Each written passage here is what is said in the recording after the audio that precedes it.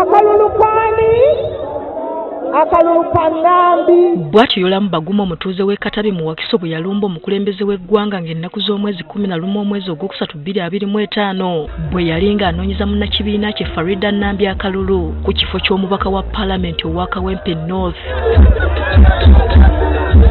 Ono azze attunka n'emisango 3 egyamuggulwako okuli ogw'okunyiiza omukulembeze w'eggwanga nga kw'otadde n'okulumya abakuumaddembe n'obutagoberera biragiro mu kkooti y'e Kawempe. Ono emisango gyonna teyagyegaana wabula n'asaba omulamuzi amuyamba okusisinkana omukulembeze w'eggwanga amwetondere bw'aba yamunyiiza ng'agamba guno ye yagulabanga omukisa okusisinkana omukulembeze w'eggwanga kuba yali amuwandiikidde ebbaluwa eziwera okumusisinkana naye nga taddibwamu kati bwe yamulaba n'asalawo agenda amutuukirire. Omulamuzi ono yamutegeezanga okusisinkana omukulembeze w'eggwanga bwe waliwo emitendera gy'olina okugoberera wabula singa ye bwe yakola. Ono n'amusindika addeyo ku alimanda okutuusa olwaleero bw'akomezeddwawo mu kkooti asalirwe ekibonerezo kye. Kati era olukomezeddwawo mu kkooti Baguma asoose kusaba kkooti emukkirize yeetonde olw'ebyo bye yakola nga tennaba kumusalira kibonerezo.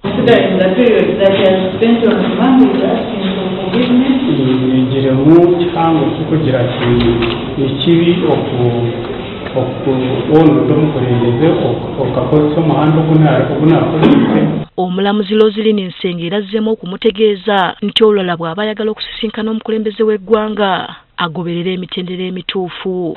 There are rules and regulations on how to meet the president. There are procedures.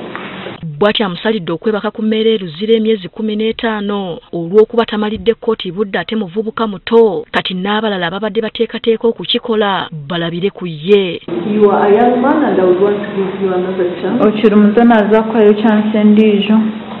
You are going to serve 15 months in prison. Kyokka amuwadde amagezi bw'aba tamatidde na nsala ye asobola okweyambisa bannamateeka abo okwekubira enduulu mu kkooti esingako wano. If you are not happy with the punishment, you have a right to appeal. Waba ekibonerezo kyeyakwereza ota Baguma bw'atyo addiziddwayo eruzira okutandika ekibonerezo kye singa abatajulidde mu bbanga erimuweereddwa. Asfa Navuma agafeeyo ku Spark TV.